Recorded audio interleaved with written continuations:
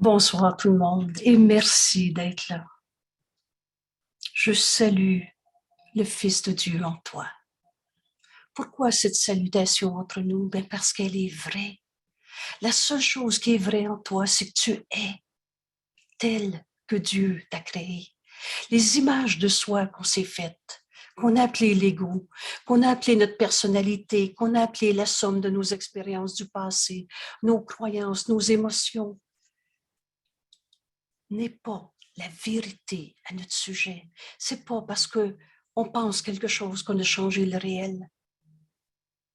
Cette réalité, c'est tu es tel que Dieu t'a créé. Ce que je vous propose comme étude ce soir, c'est de poursuivre le chapitre 23, la guerre contre toi-même.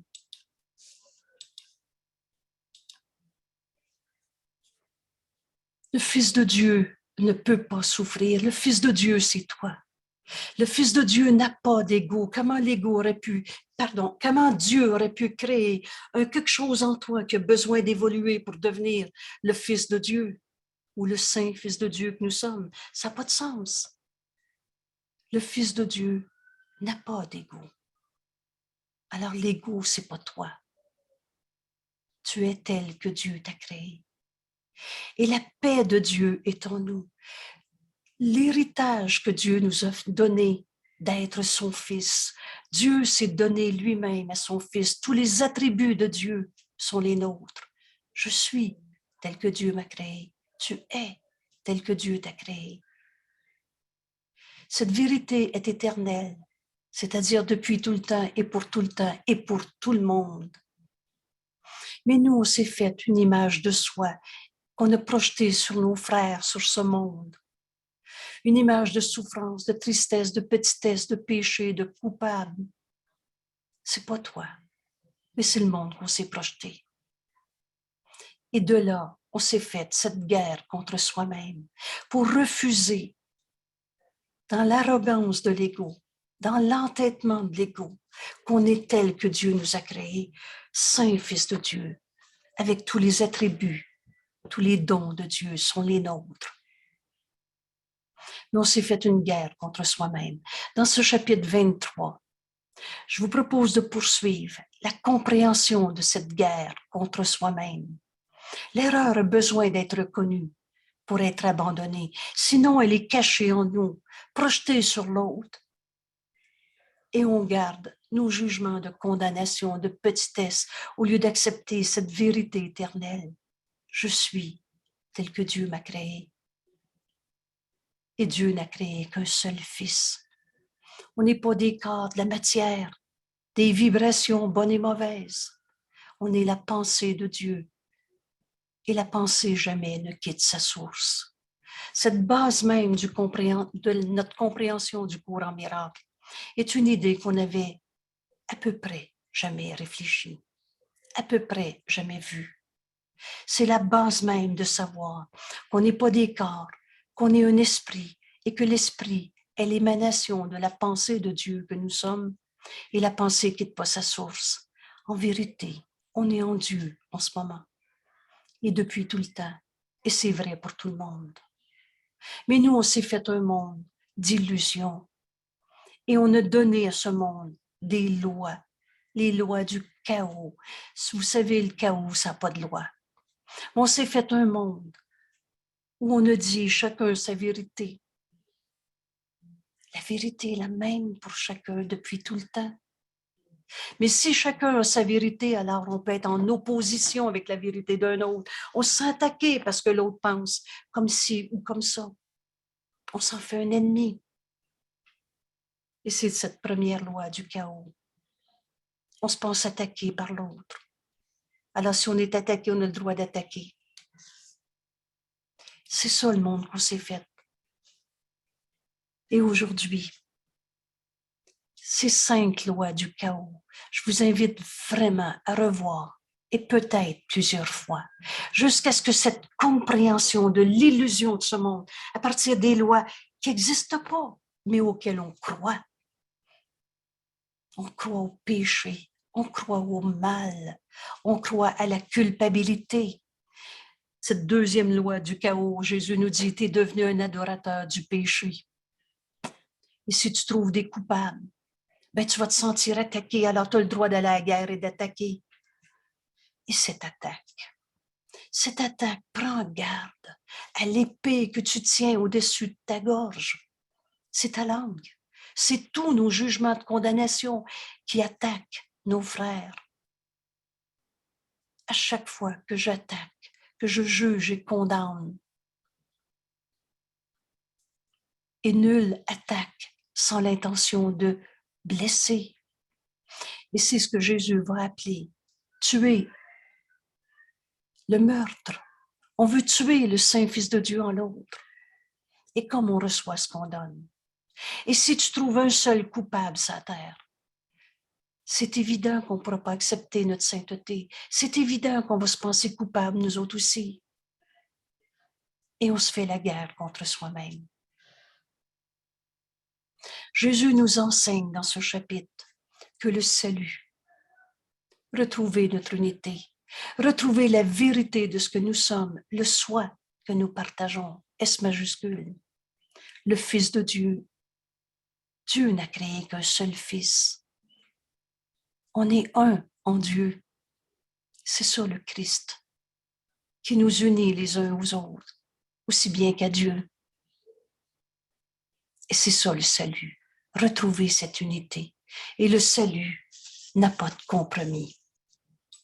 Être à moitié uni à son frère, ça signifie rien.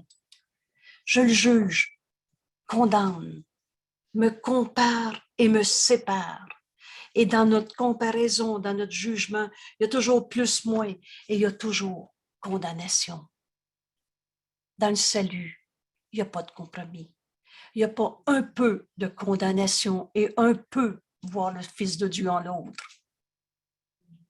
Et c'est ça qu'on va comprendre aujourd'hui pour faire un immense grand pas vers la fin de cette guerre contre soi-même. Et rappelez-vous, il y a 2 enregistrements à peu près, quand Jésus nous a dit « La guerre contre toi-même est presque terminée ».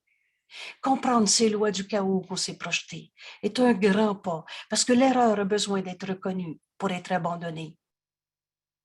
Et maintenant, on ajoute ici, il n'y a pas de compromis dans la vérité. Il n'y a pas un peu de fausseté, un peu d'illusion dans le réel qui est éternel et inchangeable. Le salut sans compromis. Alors voilà notre sujet ce soir. Et merci d'être là. Parce qu'on se prépare à reconnaître en nous le Saint-Fils de Dieu, qui ne voit en ses frères que le Saint-Fils de Dieu et rien d'autre. On ne peut pas voir 2 mondes à la fois. Je ne peux pas voir le monde que l'ego s'est projeté. Il est comme ci, il est comme ça, dans tous nos jugements de condamnation, et voir le Fils de Dieu qui m'est envoyé pour que, en voyant en lui la sainteté du Fils de Dieu, on puisse enfin cesser la guerre contre soi-même, cesser tous les jugements de condamnation, de petitesse, de culpabilité, de souffrance, de bataille contre soi-même pour ne pas accepter la vérité de ce que nous sommes, tel que Dieu nous a créés. C'est toujours en un frère qu'on se pardonne de s'être trompé, nous dit Jésus. Alors aujourd'hui, on fait un grand pas de plus dans la fin de la guerre contre soi-même en comprenant que le salut n'a pas de compromis. Je suis un avec mon frère ou je le juge et condamne et me sépare. N'est-il pas vrai que tu ne reconnais pas certaines formes que peut prendre l'attaque, le jugement de condamnation, la séparation que tu fais avec ton frère? Et si lui est coupable, oublie jamais, tu vas être coupable toi aussi. Et s'il est vrai que l'attaque sous n'importe quelle forme te blessera, à chaque fois que tu vois un coupable, tu ne peux pas accepter ta sainteté. Si la culpabilité existe à terre, toi aussi tu vas te sentir coupable. Et cette attaque contre ton frère, prenez-les le mot attaque. C'est comme le mot péché, il est vraiment insupportable.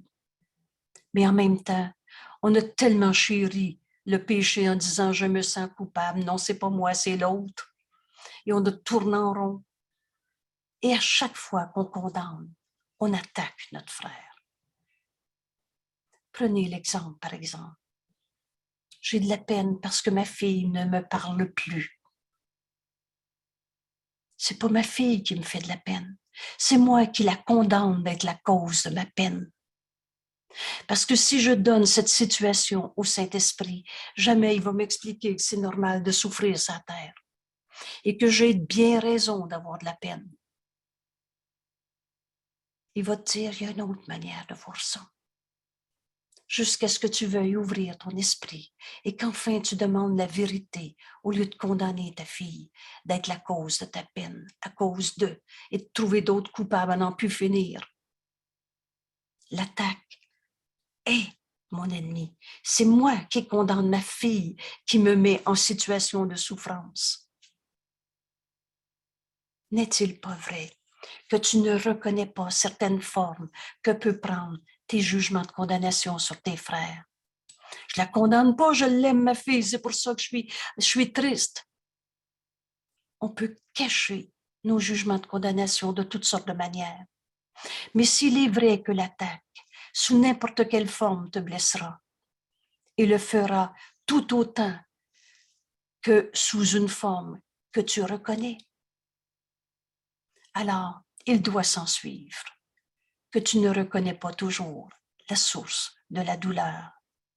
Vous souvenez-vous quand Jésus nous a dit chaque fois que tu n'es pas entièrement joyeux, c'est toujours parce que tu juges et condamnes un saint fils de Dieu.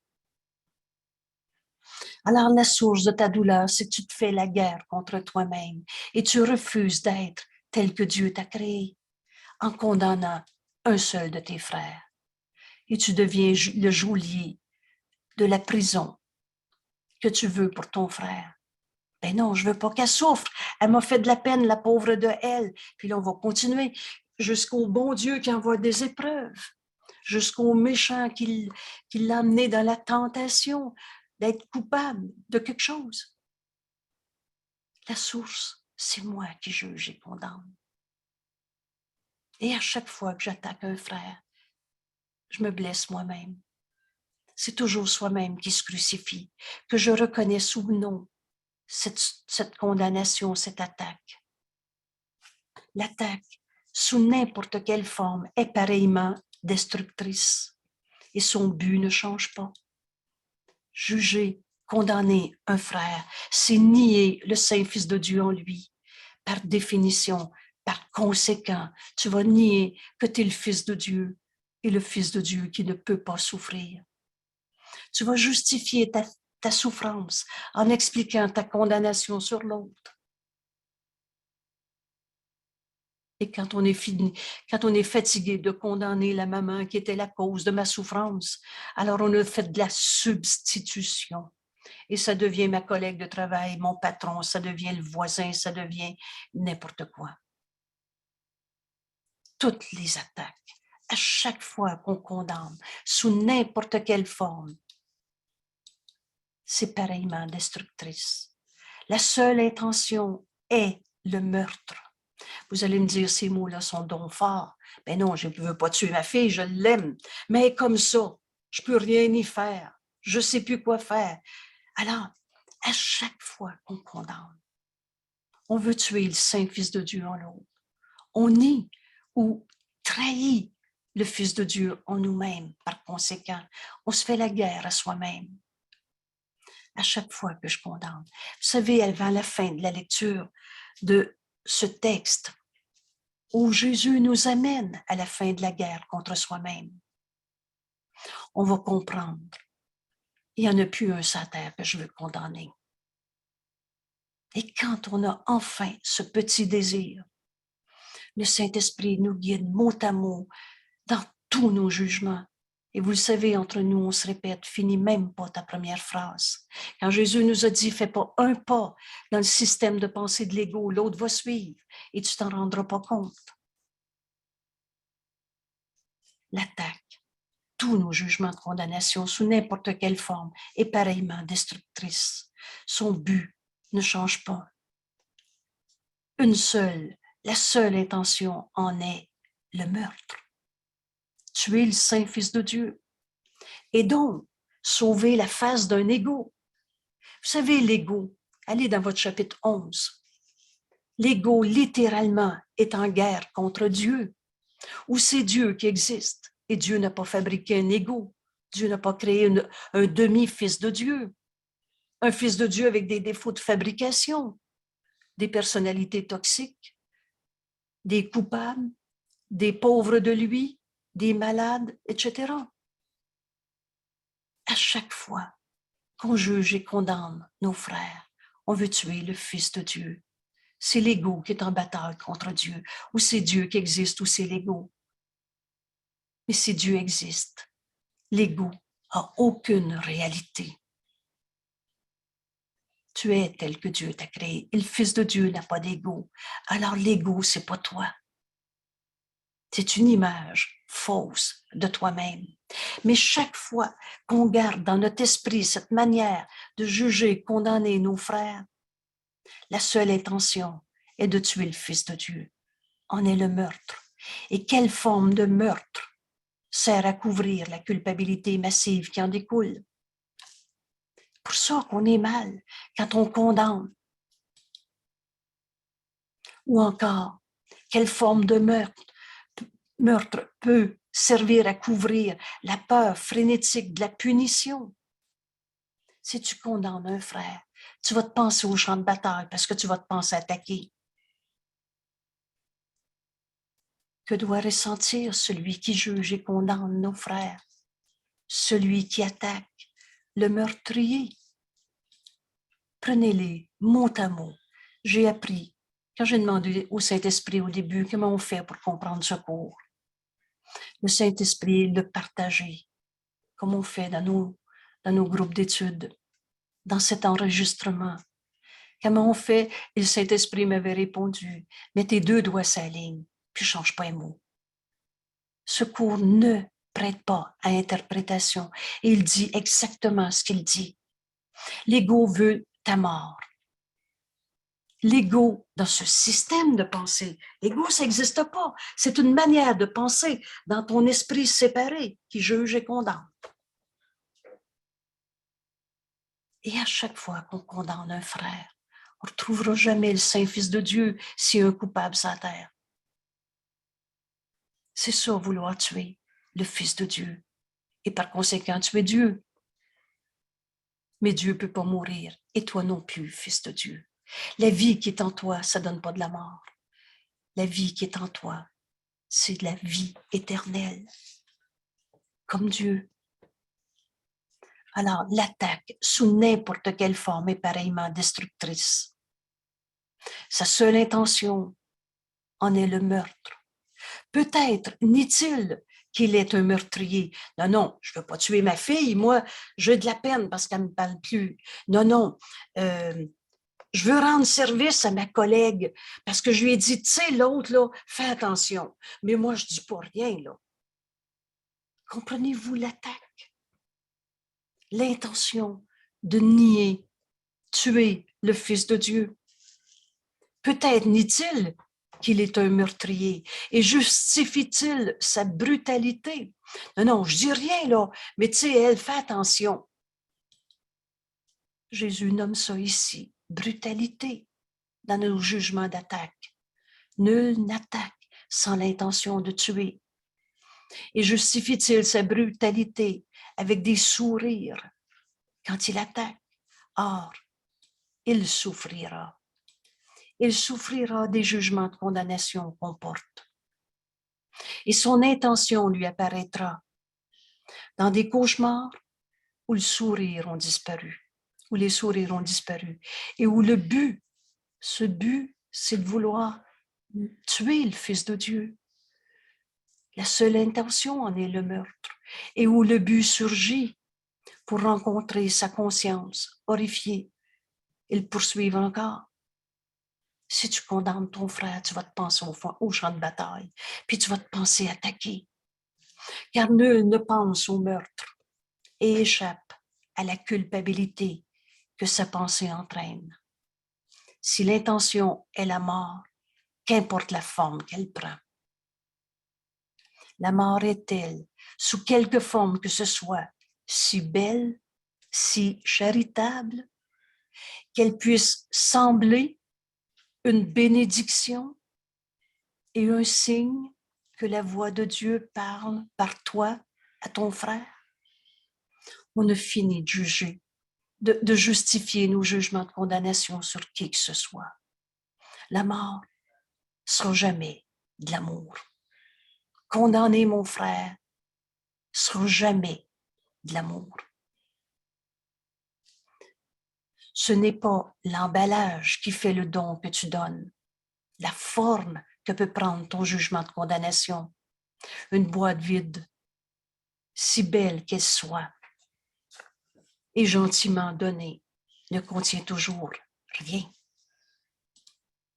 Et ni le receveur et ni le donneur ne sont longtemps trompés. Ce qu'on vient de dire s'explique dans cette phrase. Retiens ton pardon à ton frère et tu l'attaques. Condamne ton frère sous n'importe quelle justification, explication. C'est parce qu'il a fait ça, je veux que les autres le sachent, etc. Condamne ton frère et tu retiens ton pardon. Toutes les illusions qui nous sont portées nous sont données à pardonner, qui est le synonyme de guérir.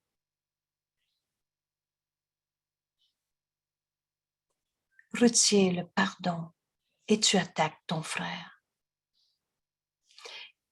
Tu ne lui donnes que du rien. Et ça, c'est important aussi, ce qui est écrit ici. Tout est important dans notre cours. Mais si tu donnes un jugement de condamnation, le Fils de Dieu ne peut pas souffrir. En réalité, tu donnes rien. Et tu ne reçois de lui que ce que tu as donné, du rien. Des pensées fausses. Alors on tourne en rond. Et quand on a fini de trouver un coupable, on finit par se lasser et trouver d'autres coupables ailleurs. C'est un peu l'apogée de ce qui est en train de se passer avec toutes les théories de conspiration. On ne sait plus où trouver les coupables.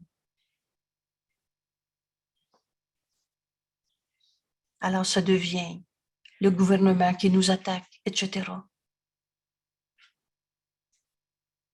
Mais le salut, c'est aucun compromis, et de quelque sorte que ce soit. Retenez bien, dans vérité, il n'y a pas d'illusion. Dans le salut, il n'y a pas de condamnation, séparation. Le salut, c'est retrouver notre unité. Et je ne peux pas trouver le salut en laissant un seul à l'extérieur. Le salut, c'est aucun compromis, de quelque sorte que ce soit. Faire un compromis. Il y a de même, mais je dirai rien. Je vais accepter, il est comme ça, celui-là. Faire un compromis, c'est de n'accepter qu'une partie de ce que tu veux. De prendre un petit peu et d'abandonner tout le reste. Le salut n'abandonne rien. Le salut, c'est retrouver notre unité, le soi que nous sommes. Le salut est complet pour chacun. Quand Jésus nous a dit, jusqu'à quel point as-tu pardonné a aucune importance. Tu as pardonné entièrement ou pas encore.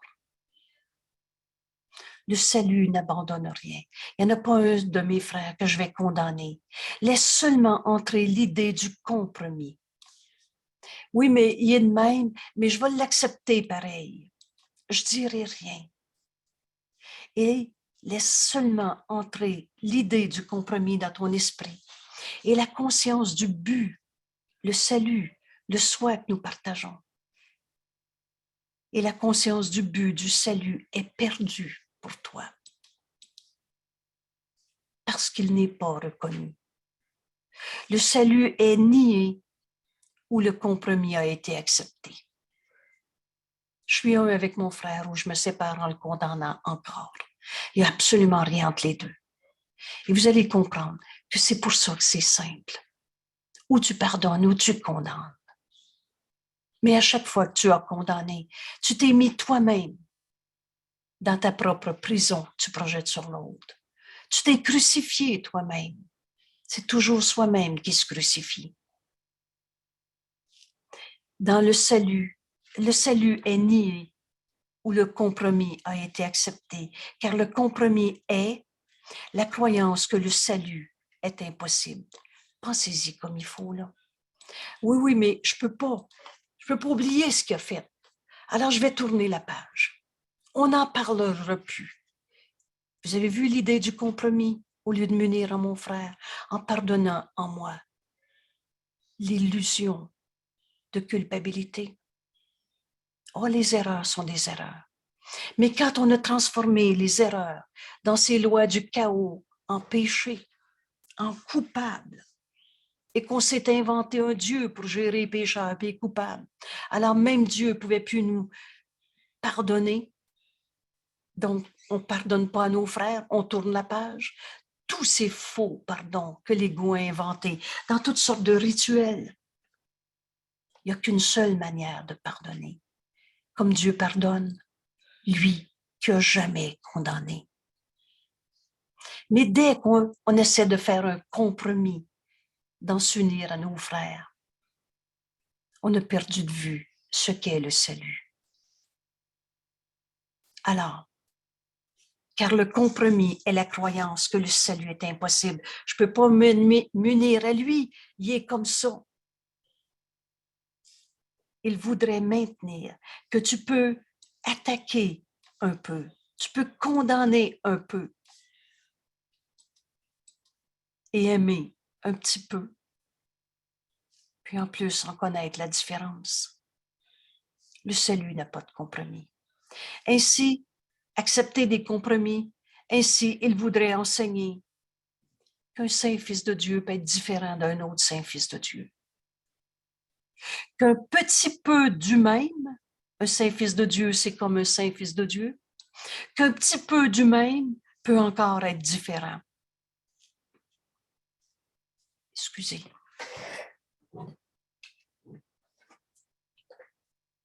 Et pourtant, que le même reste intact et un.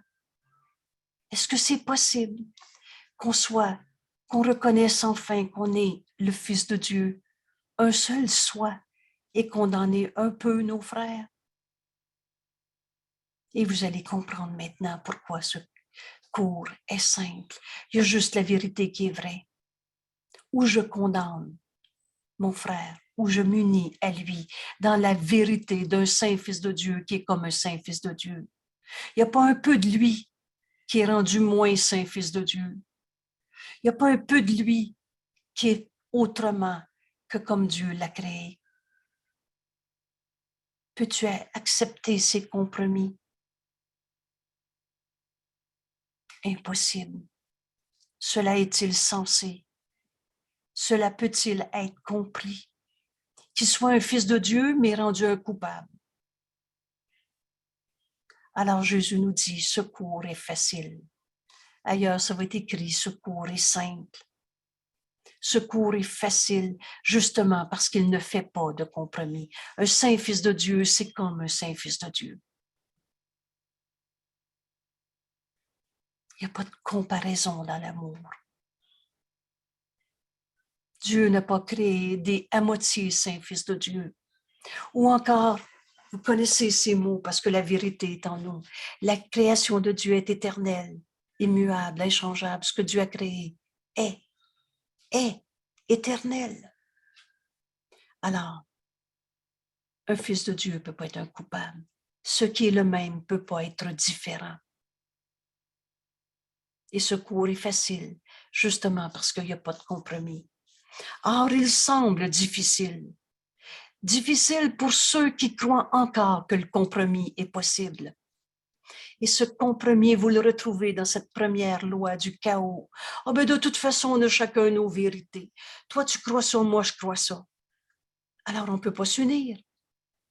On est séparés par le vaccin. Vous savez, cette phrase que courue. Ah, c'est le vaccin qui nous sépare. Comment un vaccin peut nous séparer?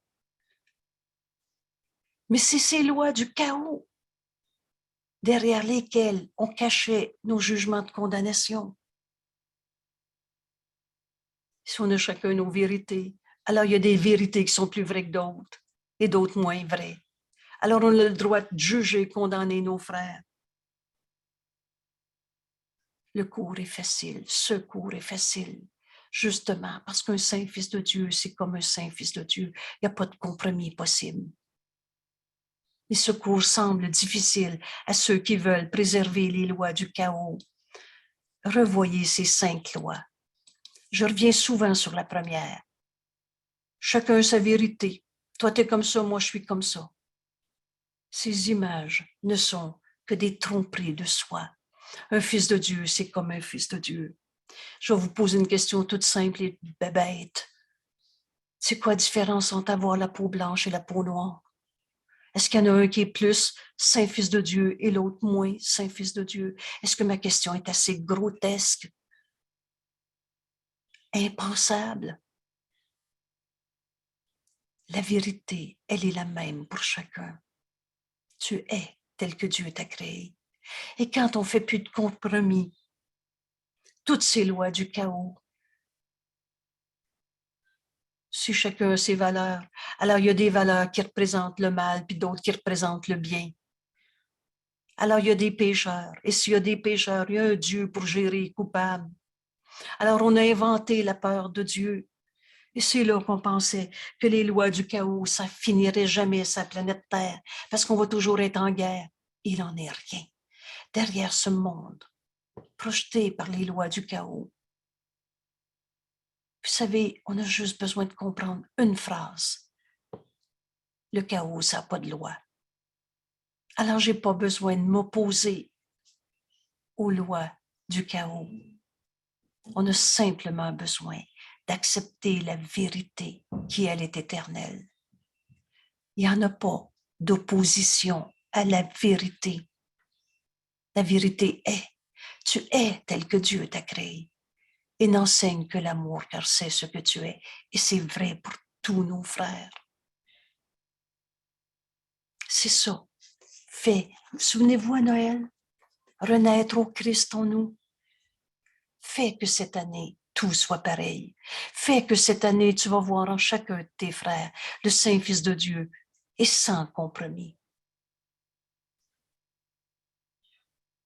Mais ceux qui pensent que les lois du chaos sont leur credo, sont leur croyance, pensent encore que le compromis est possible. Et croire au compromis, c'est de penser que le salut est impossible. Il n'en est rien. Tout ce monde est un monde de projection à partir d'idées fausses. Mais toi, tu n'es pas une projection d'idées fausses. Toi, tu es tel que Dieu t'a créé. Et c'est ça qu'on apprend à voir par ce pardon véritable, comme Jésus nous l'enseigne. On voit en chacun cette lumière. Dieu est cette lumière. Cette vie en toi, c'est Dieu. Il n'est de vie que celle de Dieu. Ce cours est facile, justement parce qu'il ne fait pas de compromis. Il n'y en a pas un sur la terre qui a arrêté d'être un saint fils de Dieu. Mais pour ceux qui croient que le compromis est possible, voient ce cours difficile. Ils ne voient pas que si le compromis est facile, alors le salut, c'est de juger, condamner nos frères et de savoir qui est le fin et qui est le pas fin, jusqu'à un bon Dieu qui va aller les punir en enfer. Non, Dieu n'a pas créé le mal. Il n'a pas créé la punition, n'a pas créé l'enfer, n'a pas créé la culpabilité, virgule. C'est toi qui rêves dans tes jugements de condamnation. Alors non, l'attaque, faire la guerre nous amènera jamais à la paix. Mais Jésus nous dit, on est proche de la fin de cette guerre contre soi-même. Or, il est certain que la croyance que le salut, il est certain que la croyance que le salut est impossible ne peut pas soutenir l'assurance tranquille et calme que le salut est venu. Si tu penses que c'est pas possible de vivre sa terre sans juger, condamner tes frères, tu vas trouver ce cours difficile et tu verras pas que le salut est venu. Vous souvenez-vous, quand Jésus nous a dit, tu apportes le salut au monde par ton pardon. Et c'est ça qu'il est venu faire il y a 2000 ans. Et c'est ça qu'il nous enseigne dans ce cours, si simple, facile. Ce qui est difficile, c'est de ne pas pardonner. C'est là que toutes les souffrances de nos vies en découlent. Toujours.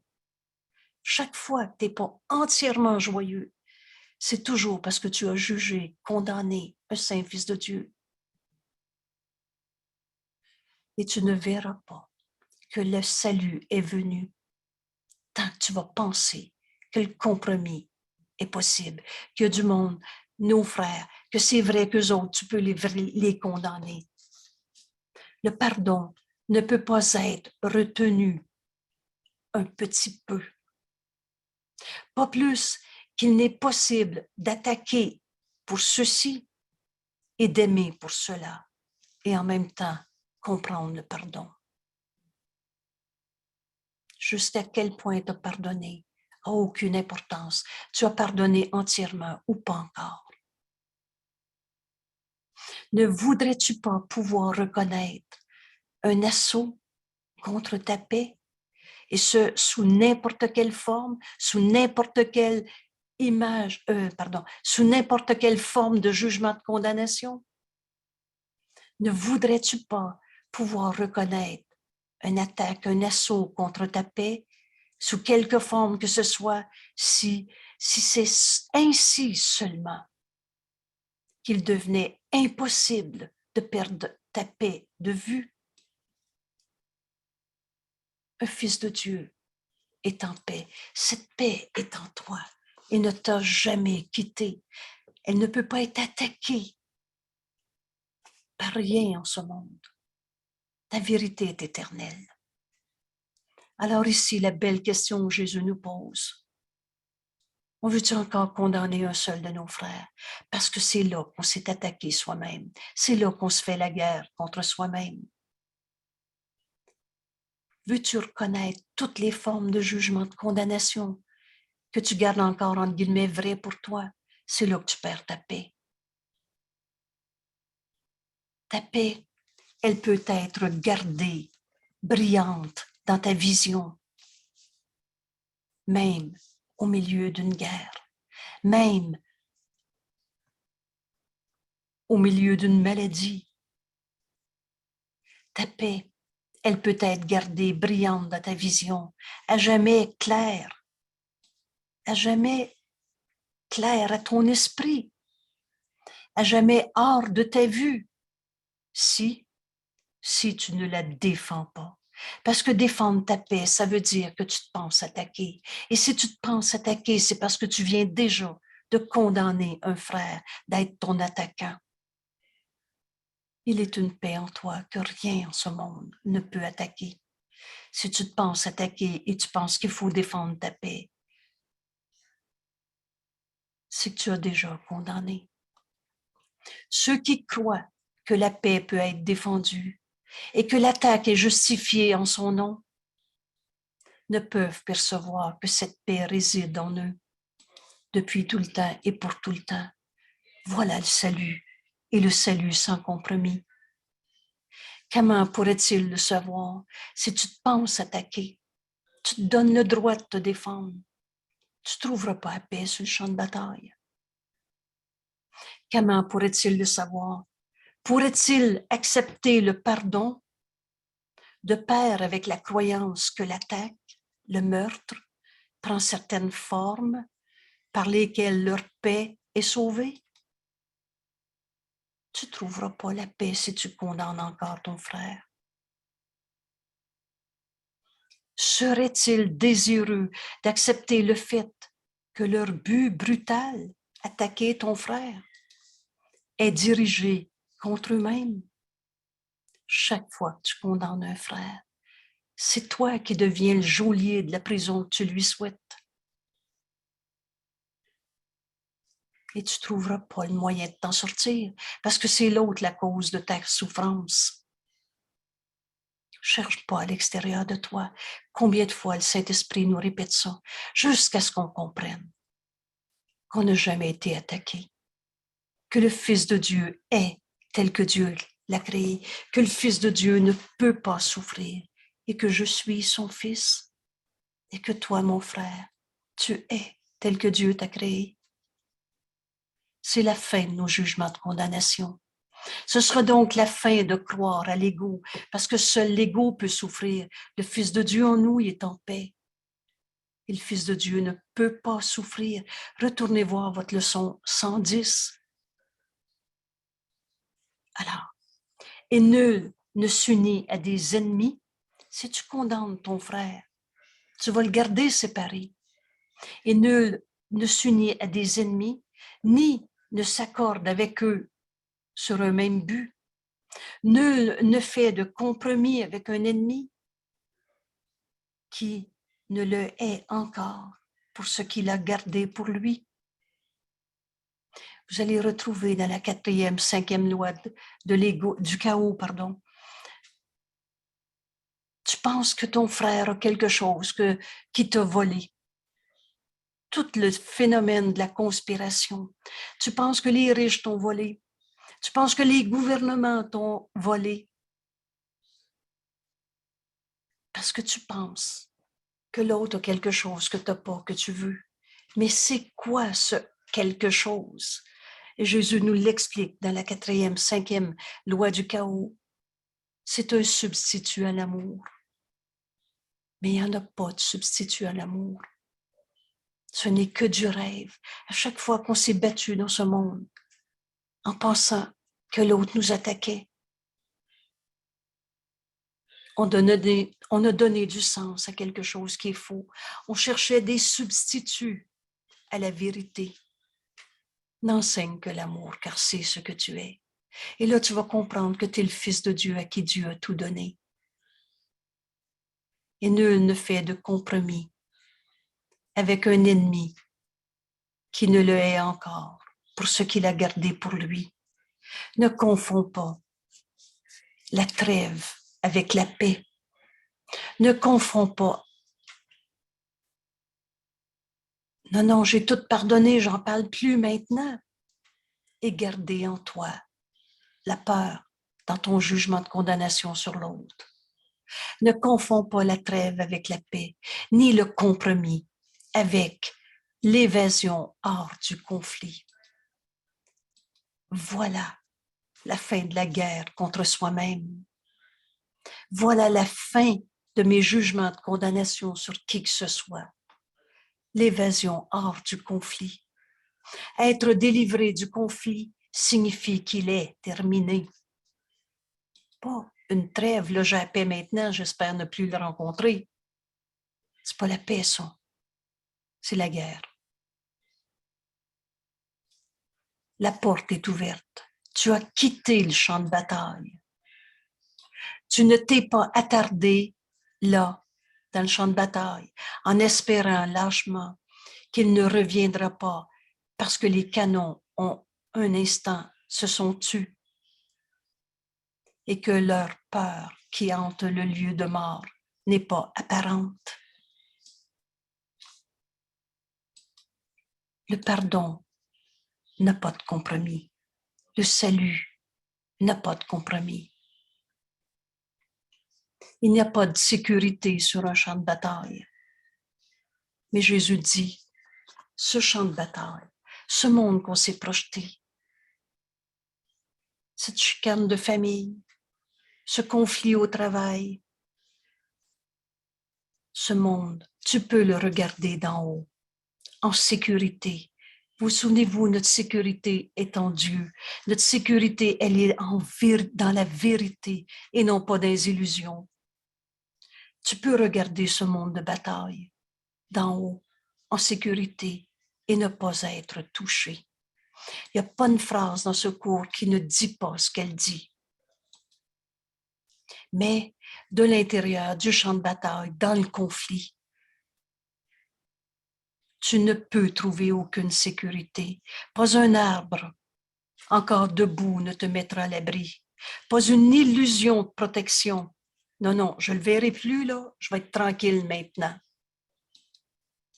Pas une illusion de protection ne tient contre la foi dans le meurtre. Si tu gardes encore ton jugement de condamnation contre ton frère, tu ne trouveras pas la paix qui pourtant est en toi parce que tu restes dans le conflit.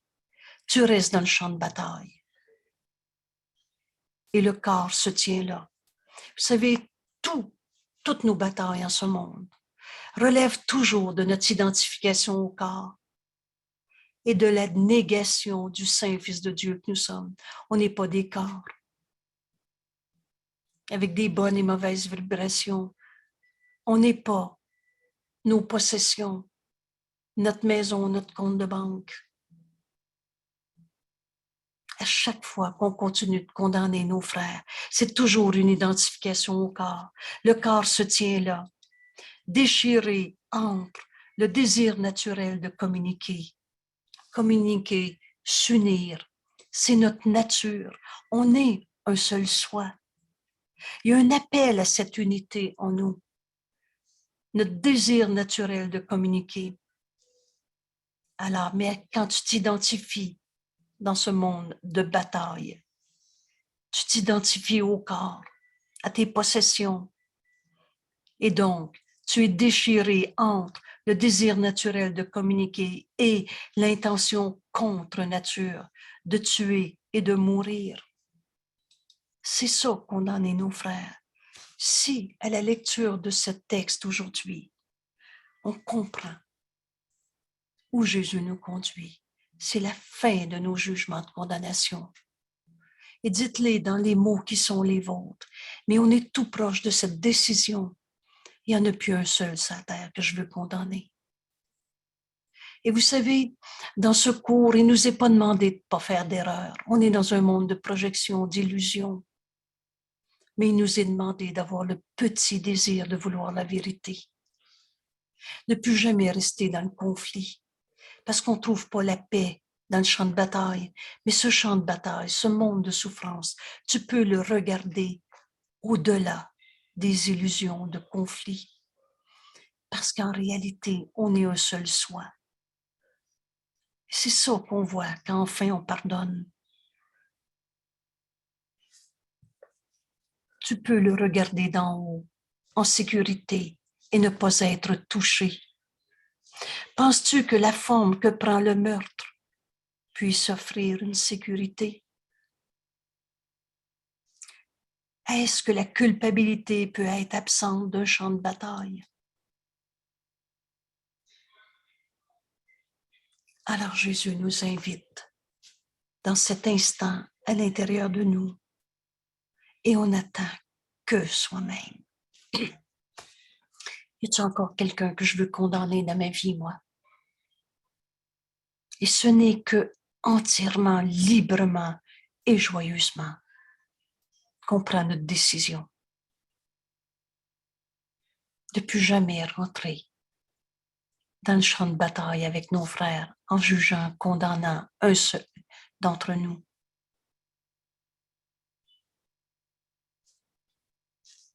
On comprend aujourd'hui que le salut, ça n'a pas de compromis. Alors le cours est facile. Je juge mes frères ou je me pardonne d'avoir condamné qui que ce soit. Bienvenue dans ce cours en miracle. On arrive dans ce chapitre à la fin de la guerre contre soi-même. Enfin libre d'aimer, parce que c'est ce que nous sommes. On a fini de chercher les substituts à l'amour. Il n'y en a pas. Jésus nous dit, il n'y en a pas de substitut à la vérité. Et cette vérité, c'est l'amour que nous sommes. On a perdu beaucoup de temps à vouloir gagner des batailles qui n'étaient que la guerre d'une image folle et insane de nous qu'on a appelée l'ego. qui voulait se battre pour ne pas accepter d'être le saint Fils de Dieu comme Dieu nous a créés et à qui Dieu a tout donné.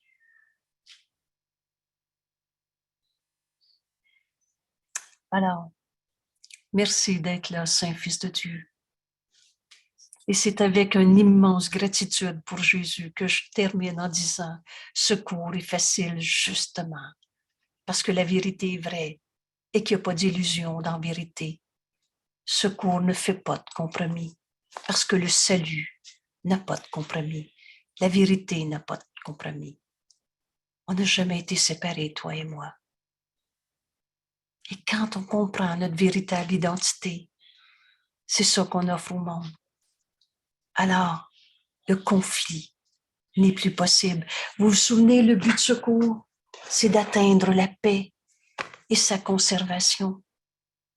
C'est donc la fin de nos souffrances, la fin de notre croyance dans le péché et la culpabilité. Merci d'être là, Saint-Fils de Dieu, et bienvenue à tous nos Zooms, à tous les matins. Les 5 jours de la semaine, c'est à 7 heures, heure du Québec, 13 heures en France, et à 9h30, alors 15h30 en France. Et on étudie une leçon chaque jour. Et c'est à chaque jour un rendez-vous avec Jésus, le Christ, qui est le soi que nous sommes. Ce cours, c'est retrouver notre véritable identité qui n'a jamais changé. C'est donc un retour à notre source qu'on n'a pas quittée. Ce cours, c'est un retour chez soi. Notre demeure est en Dieu et on ne l'a jamais quittée. Merci d'être là, tout le monde. Et belle semaine.